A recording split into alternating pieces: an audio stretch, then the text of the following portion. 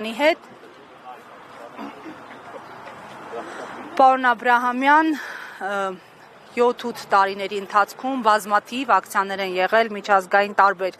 կառույցների մոտ, այդ թվում այս ակցիայի ուղերձը որն է եւ ինչ ակնկալիքներ կան, ինչ անել, որ սառույցը հալվի եւ համարժեք արձագանք լինի։ Այս ակցիայի հետ կապված ուղերձները քիչ հետո կներկայացվեն, բայց գլխավոր խնդիրը հետևյալն է. մեր երկրում կան մեծ թվով քաղաքական հետապնդումների ենթարկվող անձինք, նրանց մի մասը ճաղերի հետևում են, նրանց մյուս մասի նկատմամբ քրեական գործեր կան եւ թեև այս պահին չեն գտնվում բանտերում, սակայն տարբեր ապօրինի գործերը շարունակում են կախված մնալ։ Երկրորդ բլոկը, որը անմիջապես վերաբերում է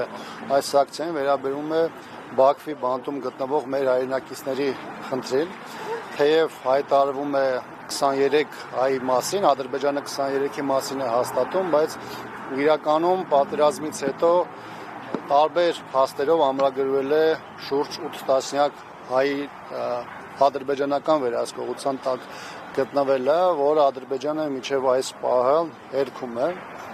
Ինքս կարևորում եմ նաև այս խորհրդանշական օրը տարբեր ուժերի, նաև հասարակական կազմակերպությունների կողմից այս թեմայի հետ կապված ամրագրումները, որտեղ սա այն հերթական օրերից է, որ նմանատիպ ակցիաներ իրականացվում են։ Բարեբախտաբար պետք է նշեմ, որ միայն խորհրդանշական օրերը չէ, որի ժամանակ հիշում են մարդկանց կամ այդ մարդկանց գոյությունը, տարբեր ուժեր, տարբեր գործիչներ, տարբեր ֆորմատներով անընդհատ հիշեցնում են ոչ միայն Հայաստանում մեր հանրությանը, այլ նաև միջազգային կառույցներին, ոչ միայն այն մասին, որ մեր երկրում կան այդպիսի կարգավիճակ ունեցող մարդիկ, կամ ոչ միայն այն, որ Բաքվի բանդերում հայեր կան, այլ նաև հիշեցնում են միջազգային տարբեր կառույցներին իրենց լիազորությունների, իրենց գործառույթների եւ իրենց առաքելության մասին, որոնք հռչակվում են, սակայն ընտրովի են կիրառվում։ Ինչու են ընտրովի կիրառվում։ Գիտեք, տարբեր կառույցների դեպքում տարբեր են, հիմնականը, որը դիտարկելի է այսօր, դրանք աշխարհաքաղաքական շահերն են, երբ կա կոնկրետ քաղաքականություն, որը դիտվել է 2018 թվականը լրիվ այլ ձևով, 2018-ի այդ իրադարձությունից հետո լրիվ այլ դրսևորումներ է ստացել եւ միևնույն իրավիճակի, միևնույն իրադարձությունների հետ կապված Եվրոպական միության եւ տարբեր միջազգային կառույցների մոտեցումները եղել են եւ ուշադրությունը եղել են տարբեր։ Այն որ այս տարիների ընթացքում, այս 7-8 տարիների ընթացքում արձանագրվել է Հայաստանում, սրանք աննախադեպ են եւ վերջին երրորդ հանրապետության 3 տասնամյակի ընթացքում պարզապես չարձանագրված։ Կան օրինակներ, որոնք որևէ պայմաններում ամենածանր իրավիճակներում, նույնիսկ 90-ականներին, երբ որ նոր էր երրորդ հանրապետությունը ձևավորում, նույնիսկ այդ ժամանակ իրենց արձանագրումը չեն ստացել եւ մեծ թվով կառույցներ, որոնք միջև այդ շատ չնչին կամ նույնիսկ իրավական որևէ կոնտեքստ ունեցող թեմաների շուրջ մշտական հայտարարություններ են արել 2018-ից հետո կամ ուշադրությունը կտրուկ նվազել է կամ դրանց նկատմամբ ուշադրությունը առհասարակ չի եղել։ Պարոն Աբրահամյան, եւ քաղբանտարկյալների առնչությամբ իշխանությունների կողմից հնչող մեկնաբանությունների մասին պնդում են, որ չկան Հայաստանում քաղբանտարկյալներ, պնդում են, որ պայքարում են հիբրիդային գործակալների դեմ, դրանց համար նույնիսկ նախատեսված են տարբեր դրամաշնորհներ, ինչ է ստացվում, ցանկացած ոք, ով դեմ է իշխանություններին, արդեն ավտոմատ կերպով համարվելու է հիբրիդային գործակալ։ Եկ մի բան է, թե ինչ է ասում իշխանությունը, մեկ այլ բան, թե ինչ է տեսնում հասարակությունը, բռնություններ, պալանավորումներ, բանտերում մարդկանց մեծաթիվ ներկայություն եւ իշխանության կողմից ներկայացվող կեղծ մեղադրանքներ, որոնք նույնիսկ թեմայի կամ մասնագիտական մեծ հնարավորություններ ունեցող մարդկանց համար էլ ակնհայտ է, որ դրանք ակնհայտորեն կեղծված են։ Ովքեր խոսում են բաներ, որոնք տարբերվում են իշխանության մոտեցումներից, դիրքորոշումներից, միանգամից հռչակվում են հանցագործներ, դրանց տարբեր պիտակներ են կպցնում, իրավապահ համակարգը աշխատում է այդ ուղղությամբ եւ այլն, եւ այս իրավիճակում կրկնում եմ, հանրության համար է արդեն ակնհայտ դարձել, թե ինչ է իրականում տեղի ունենում, ում հետևից է գնում իշխանությունը որովհետև իրական հանցագործները վխտում են փողոցներում, մեր պետության դեմ հանցագործություն իրականացած իշխանությունը նստած է իր աթոռներին եւ այս պարագայով սա մի բան է, որը շատ ավելի ակնհայտ է դարձել մեր հասարակության շատ մեծ շերտերին։ Արոն Աբրահամյան, եւ քանի որ այսօր մարդու իրավունքների պաշտպանության միջազգային օրն է, մենք ինչով կարող ենք վերջին 1 տարում հպարտանալ մարդու իրավունքների պաշտպանության առումով։ Գիտեք, իմ համար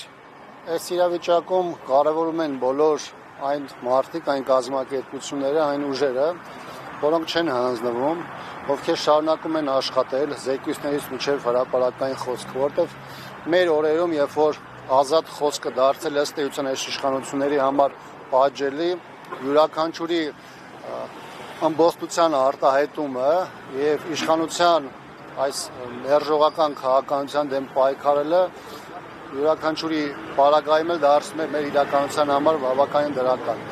Այսօր արեք նաեւ չմոռանանք, որ նաեւ Լեռնային Ղարաբաղի Հանրապետության Սահմանադրության օրն է, սա հանրաքվեի օրն է առաջին հերթին, որը հետագայում նաև Սահմանադրությունը ընդունվեց, եւ սա մի թեմա է, որը իշխանությունը հետևականորեն փորձում է փակել, սակայն դա որևէ ձևով նրան չի հաջողում, որովհետև միջազգային իրավունքը այն ինչ որ սահմանում է, այն ինչ սահմանվել է ինքնորոշման իրավունքի սկզբունքի ձևով, դրանք 3 տասնամյակ եղել են իրականություն եւ թեև Լեռնային Ղարաբաղի Հանրապետությունը պաշտոնապես չի ճանաչվել, սակայն եւ բանակցային գործընթացը, որի փաստաթղթերի մի մասի դեպ վերջերս հրապարակվեց, եւ նաեւ process-ի ողջ ընթացքը ցույց են տվել, որ Հայաստանը, Արցախը եւ Մինսկի խմբի համանախագահ հիմնական երկրները, որոնք նաեւ ՄԱԿ-ի անվտանգության խորհրդի անդամ 3 երկրներից էին, Միացյալ Նահանգները, Ռուսաստանը եւ Ֆրանսիան, ունեցել են մոտեցում, որի հիմքում ըստ էության Արցախում ազատ կամարտայնության իրականացման միջոցով պարտադիր իրավաբանական ուժ ունեցող հանրաքվեի գաղափարն էր եւ բոլոր այն կառույցները, որոնք ենթադրում են, բոլոր այդ քայլերը, որոնք ենթադրում են այդ process-ի հիմքում հանրայնացված են եւ այլևս որևէ իշխանություն առաջին հերթին այս իշխանությունը որևէ ձևի շահարկել հնարավորություն այլևս չունի։ Պարոն Աբրահամյան, բայց մի ճշգրտում էլի իշխանությունները ասում եք փակում են, փորձում են փակել Արցախի էջը, օբյեկտիվ առումով այս պահին այն գործընթացները, որոնք վարում է Հայաստանի Հանրապետությունը, մեզ այլընտրանքի հնարավորություն թողնում է, տարածաշրջանում Հայաստանի Հանրապետության դիրքերը զգալիորեն թուլացած են, հատկապես 44-օրյա պատերազմից հետո։ Այս պահին Արցախի մասին խոսել, արցախցիների վերադարձի մասին խոսել, որքանով է իրատեսական։ Իրատեսության եւ քայլերի մասին այսօր շատ երկար խոսվեց Արցախի ներկայացումը, որտեղ Արցախի խորհրդանում այսօր լսումներ էր կազմակերպված Արցախի վերադարձի եւ դրա ճանապարհների հետ կապված, ընդ որում 1 տարի առաջ Արցախի նախագահի հրամանագրով ռազմավարություն է գրվել, որտեղ գրված են ոչ միայն առաջնահերթ ուղղությունները, այլ նաեւ աշխատանքի այն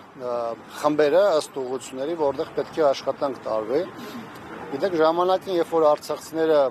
կամ կարտահայտեցին ինքնորոշման իրավունքի իրացման ճանապարհով գնալու անկախության, դա բխում էր ոչ միայն սովետական միության սահմանությունից, այլ նաև միջազգային իրավունքից։ Այսինքն դա եղել է այդ մարդկանց կամքը, ովքեր դարերով, հազարամյակներում ապրել են Արցախում, եւ դրա հիման վրա էլ հետագայում նաև եղել է Հայաստանի բավականին մեծ աջակցությունն ու սատարումը եւ Հայաստանը երկար տարին եղել է Արցախի անվտանգության երաշխավորը։ Այն որ հիմա հայաստանյան այս իշխանությունները այս process-ի հետ կապված ունեն այսպիսի դիրքորոշում եւ ըստ էության համարում են փակված, դա ինքնին բարդացնում է խնդիրը, սակայն հաշվառելով հանգամանքը, որ սա վերաբերում է արցախցիների իրավունքների իրացմանը կամ այս դեպքում վերականգնմանը, բնականաբար կա նաև ճանապարհ, կա նաև ճակատ այստեղ աշխատելու միջազգային տարբեր այցաներից մինչև Արցախի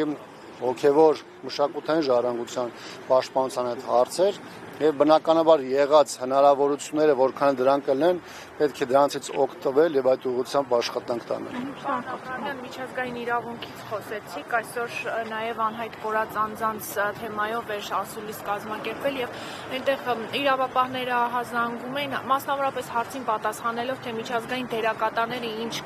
կարող են անել այն պարագայում, երբ որ պետությունը օրինակ չի առաջարկում քայլեր ձեռնարկել եւ ձեռնունայն է մնում, նշեցին, որ ըստ էության եթե չկա պահանջ պետության կողմից միջազգային հանրությունը քայլեր չի ձեռնարկելու եւ առաջարկ չի ներկայացնելու։ Այս կոնտեքստում եթե մեր իշխանություններն էլ 2026-ին վերընտրվելու բարձր շանս են տեսնում Արցախի հարցի հետ վերադարձի միջազգային իրավունքի տեսանկյունից, երբ իրենք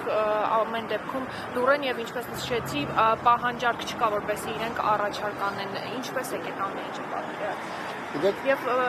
ձեր քայլերը որպես ընդդիմություն եւ մարդու իրավունքների իրավունքների վերականգնման մասով իհարկե կա մի քանի հարթություն։ Մի հարթությունը եւ դրանից կարեւորը դա պետության պահվածքն ու գործողություններն են, որոնք միջազգային կառույցներում իրականացնում են այն բոլոր կառույցների հետ,